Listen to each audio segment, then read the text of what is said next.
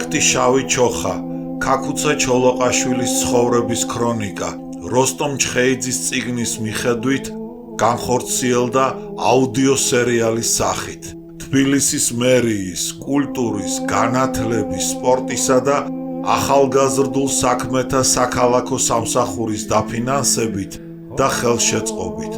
პროექტი ეძღვნება ქაქუცა ჩოლოყაშვილის ხსოვნას და 1924 წლის ტრაგიკულ სისხლიან მოვლენებს და სახალხო ეროვნული აჯანყების 100 წლის თავს. აუდიო სერიალი მომზადდა შემეცნებით საგანმანათლებლო პროექტის რადიო კინოს ფარგლებში სტუდია კოცის ბაზაზე.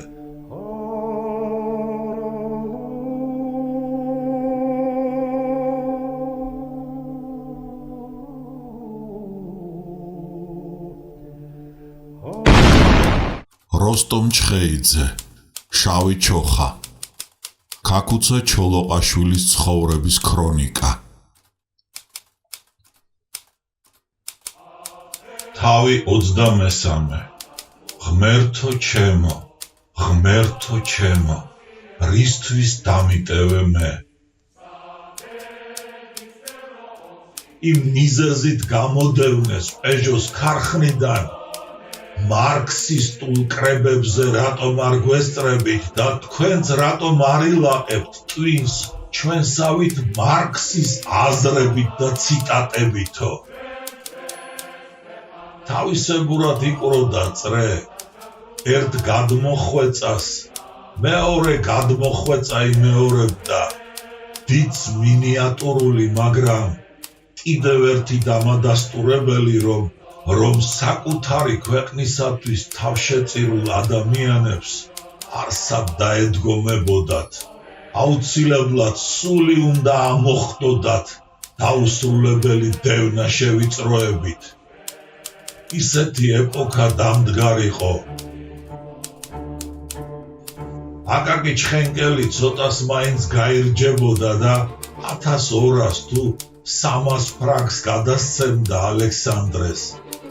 ჯერ ესიკმარეთ და თუ თქვენი უმუშევრობა გაგრძელდა, კიდევ დაგეხმარებით. ამასთან ვეცდები სამუშაოც აღმოგიჩინოთო. მის იმედად ხომ ვერ იქნებოდნენ და ალი კამილახვარი აპოვნინებდათ სამსახურს. ბედი მდევარი არ მოასვენებდა ნოე რამიშვილს და თუნდ შეფიცულთა ხელით არ პოვებდა სიკვდილს, თუნდ გასაკვირი არ იქნებოდა ისე გაემწარებინა ისინი, საბედისწეროდ მაინც ის წერილი გადაექცეოდა სოციალ-დემოკრატებს, რომ მისწერა პარიზიდან საქართველოში.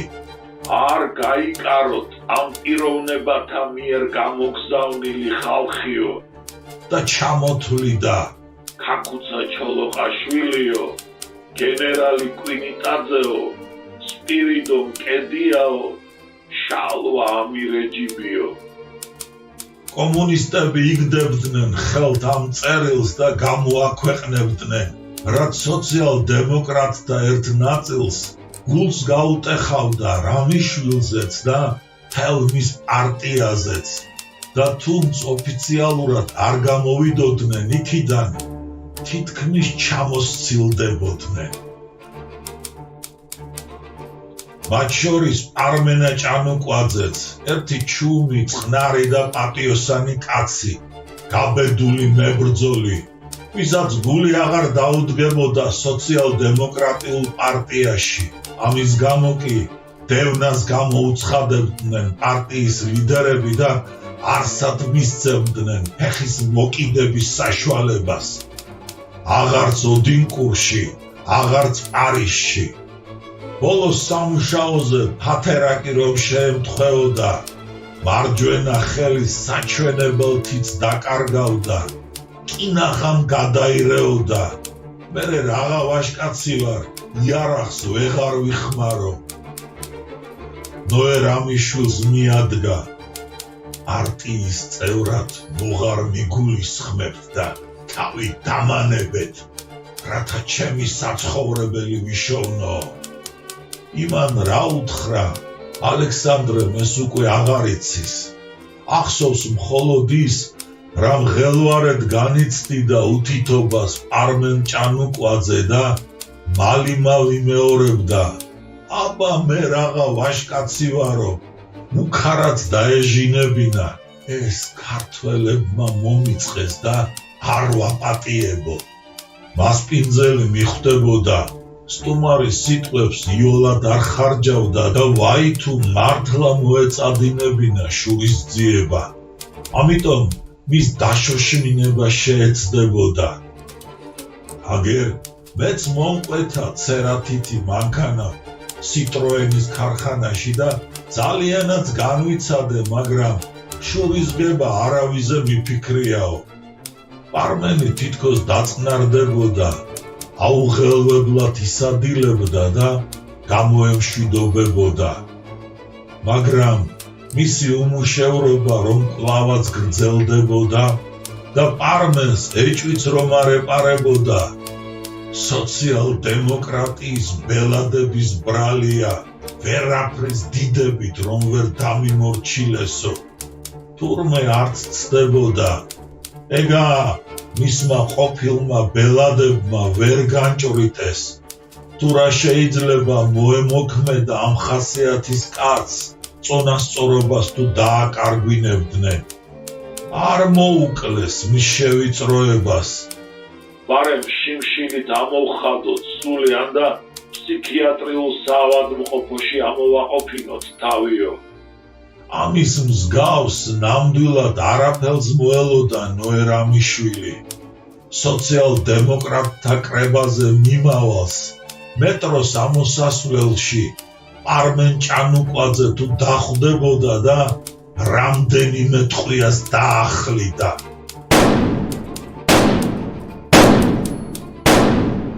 მარქსისტული აზროვნებით შებოჭილ ადამიანებს რომ შეეტყოთ, სხვა პარტიის ერთ-ერთი წინამძღოლი მოუკლავთო, სიხარულით ცას დაეწეოდნენ.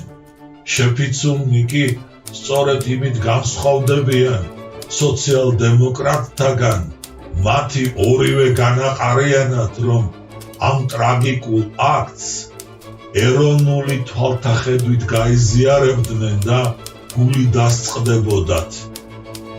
იმის მაგივრად, რომ შედუღაბებულნი ყოფილიყავით ემიგრაციაში, ერთმანეთს ხოცავთო. და ნოე რამიშვილს ცოდვებსა და დანაშაულებებს კი არ გაუხსენებდნენ, პირადად მათ მიმართ ჩადებილს. უპირველესად მაინც ის წამოაგონდებოდათ თანამებრძოლმა და თანაპარტიელმა ნოე ჟორდანიამ სახელმწიფო გადატრიალება რომ მოუწყო და ნოე რამიშვილმა იოლად დათმო მთავრობის თავმჯდომარეობა, ოღონდ სამოქალაქო ომი არ ამწყდარიყო ქვეყანაში. ომი იქნებ ამ ქვეყნისათვის საბედისწეროც. შალვა მაღლაკელიძე ემიგრაციიდან რომ დაბრუნდებოდა სამშობლოში, გიორგი ლეონიძე ძალიან მოინდომებდა მასთან შეხვედრას და დაწვრილებით გამოკითხავდა შალვა ამირეჯიბის საზღვარგარეთულ ამბებს.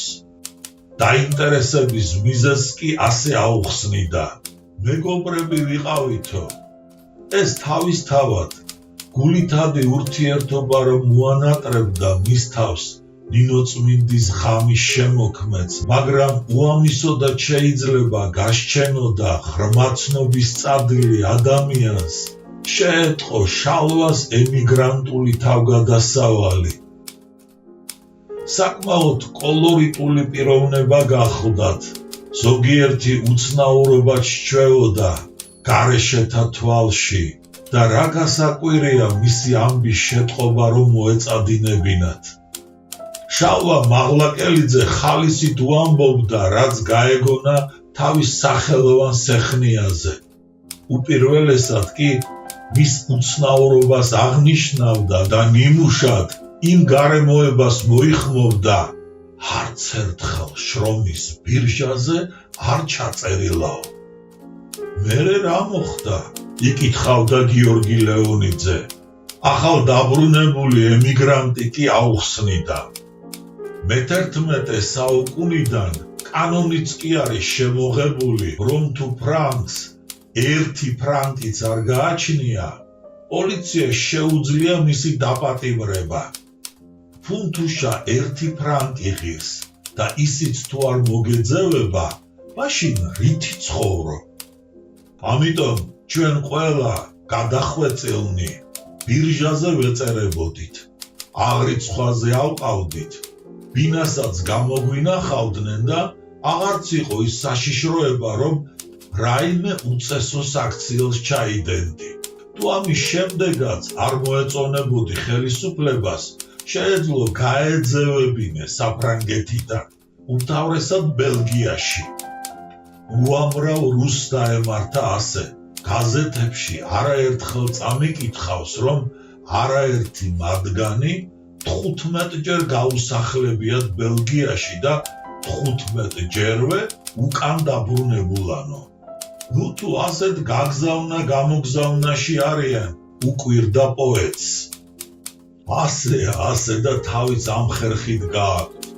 ამცნობდა ქართული ფაშისტური დარაზმულობის ერთ-ერთი თაოსანი, რუს ემიგრანტთა ცხოვრების ნირს. მათ ამ ეშმაკურ სვლას. საერთოდ ეშმაკური თუ მახვილგონივრული აბრუნდები ნიშანდობლივი გახლდათ გადახვეწილთა ყოფისათვის. მათი ცხოვრების სტილად ჩამოყალიბებული მით უმეტეს თავის მოკატუნება და ამ ფონზე განსაკუთრებით აოცებდა ყველას შალვა ამირეჯიბის ის უცნაური მოქმედება, არც ერთხელ რომ არ ჩაწერილა შრომის ბირჟაზე და არც არსად უმუშავია. ცხოვრება იმის მოლოდინში, რომ უეცრად ხელს გკაცებენ და დაგაპატიმრებენ. მით უმეტეს შალვას ბუნების პიროვნებას არც გაძევება აძლევდა ხელს, ვერ შეეგუებოდა გადმოგზავნას. კი მაგრამ ასე გამომწვევად რატომ იქცეოდა? ნუ თუ იმ იმედით, ბედი ამჯერად მაინც არ გამწირავსო. არადა გამომწვევის საქციელი რომ გეხსენებინა მასთან, ვერც გაიგებდა, რა გამოწვევაზეა ლაპარაკიო. რომანტიკოსია, ვერა და ვერ ჩაჭედილა თავისი დროების ქერქში და შორეულ სივრცეებში ფარფატი ურჩევნია. იმ გაზომილების რაკურსიდან კი არსად მოჩანს არც შრომის ბირჟა და არც არანაირი სამსახური.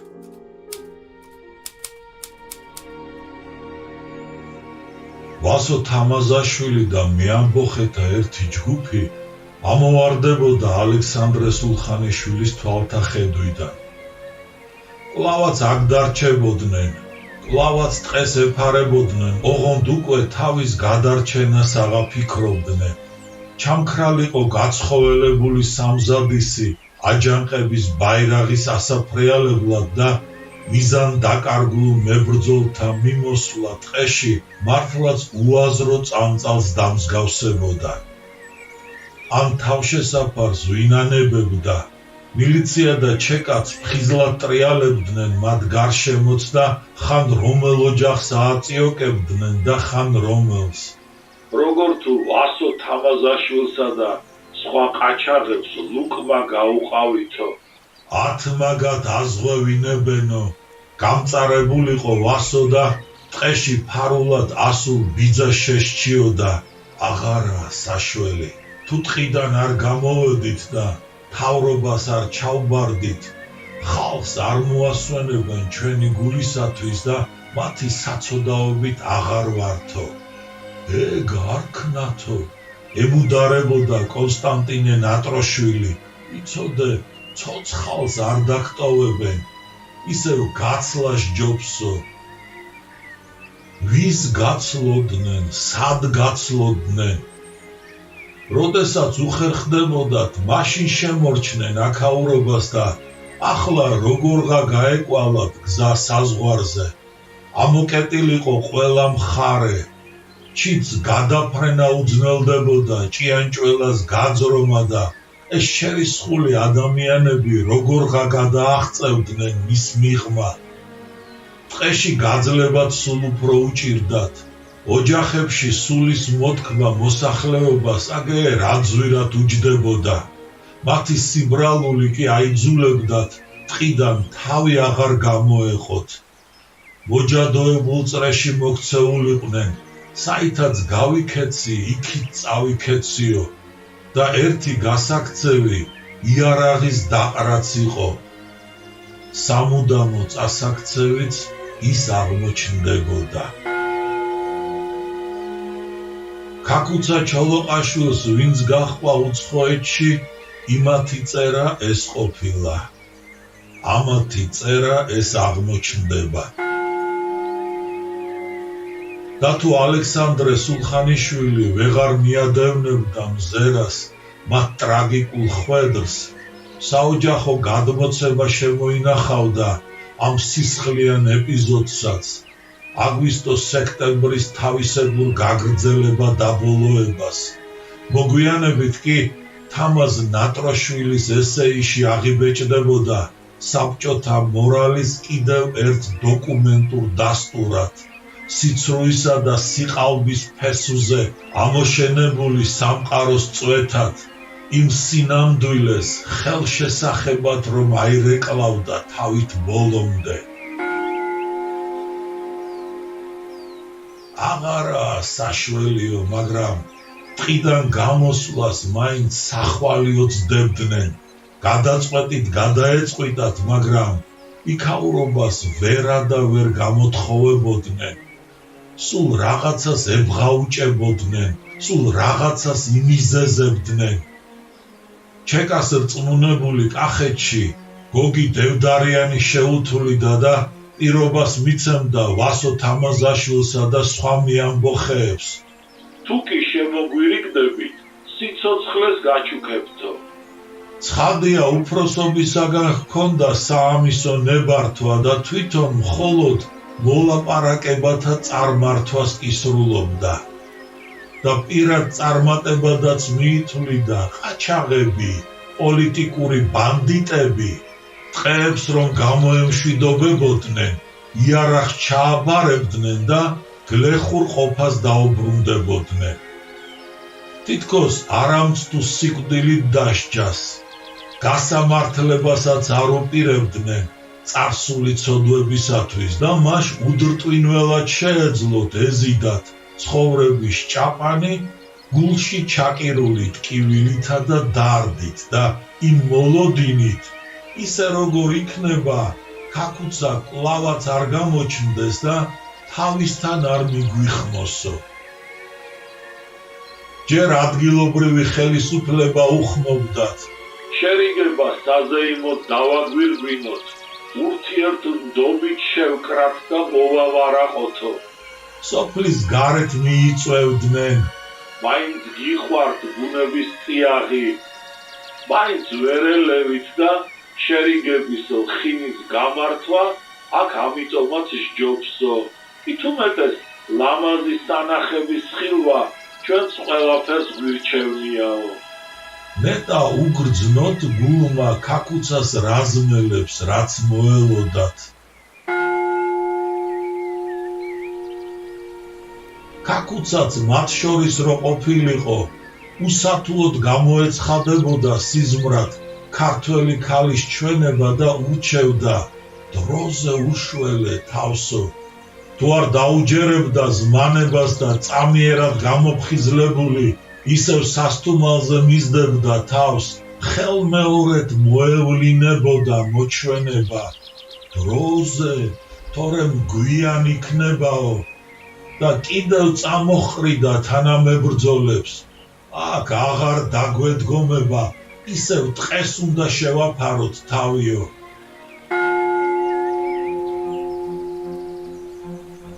ესენი დანდობილად მივიდოდნენ.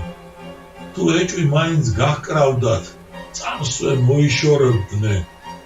თუ ჩვენი შეპყრობა სცადიათ, აგერ არა ვართ, როდესაც მოინდომებენ, მაშინ ჩამოგვივლიანო, მათი დაპატიმრება ჩეკას წყალობად ესახებოდა. წყალობას კი არ გაიმეტებდნენ. შერიგების საზეიმო სუფრა სისხლიან ანგარიშწორებად გადაიქცეოდა. უძველესი აღმოსავლური ტრადიცია ბოლშევიკების ხელში კიდევ ერთხელ გაიელვებდა. შემზარავი ტრაგედიის უხდო ეპილოგს შეარქმევს ესეის ავტორი ახალ მოწესეთა იმ მოქმედებას მოკლულთა გვამებს რომ გათოკავდნენ და გორაკიდან დააგორებდნენ.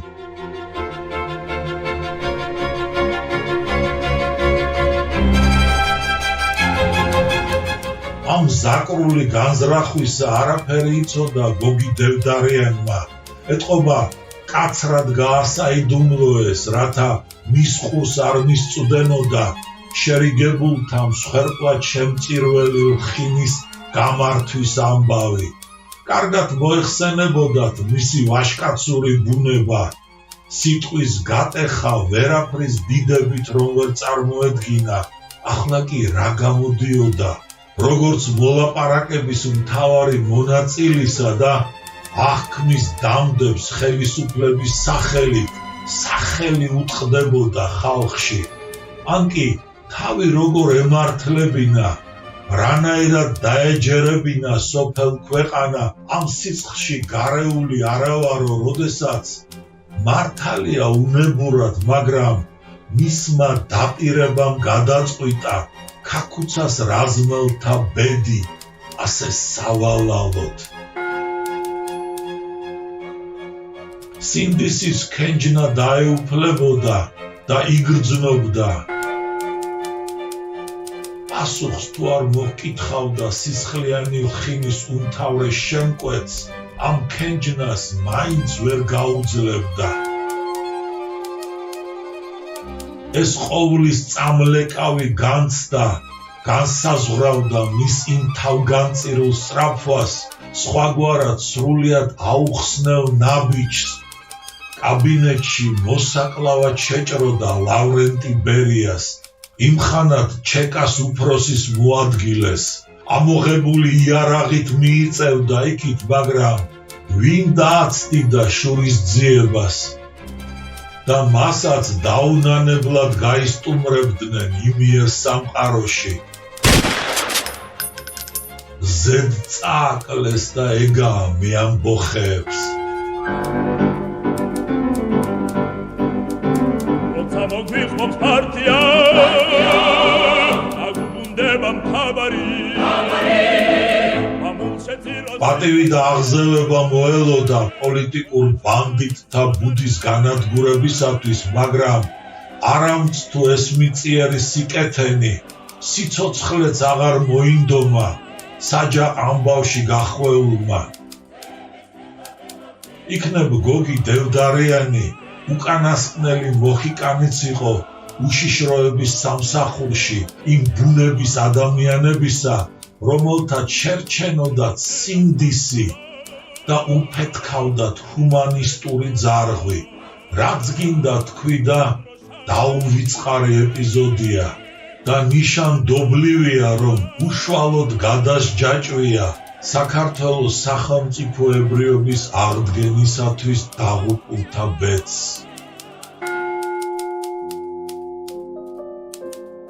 თამაზ ნატროშვილს ახსოვდა დედისაგან ნათქვამი სამდურავი, უდიერ სიტყვებით რომ მოიხსენიებდა ქაქუცა ჩოლოყაშვილს. როცა აქედან წავიდა, ჩემი დისწული აქ რატომ დატოვა? რატომ არ გაიყოლა? სიკვდილს რატომ შეატოვაო? სიკვდილამდე ვერ მოელებინა ობლად დარჩენილი დისწულის. ლამის უმცროს ძმათ რომ ერგებოდა და დედის მაგივრობას უწევდა. ტრაგიკული აღსასრული. რა გასაკვირია ამ მოურჩენელ ტკივილს, რომ ამოათქმევინებდა დროდადრო აჯანყების წინამძღოლის სამდურავი. შემეცნებით საგანმანათლებლო პროექტი რადიო კინო მზადდება სტუდია კოცის ბაზაზე.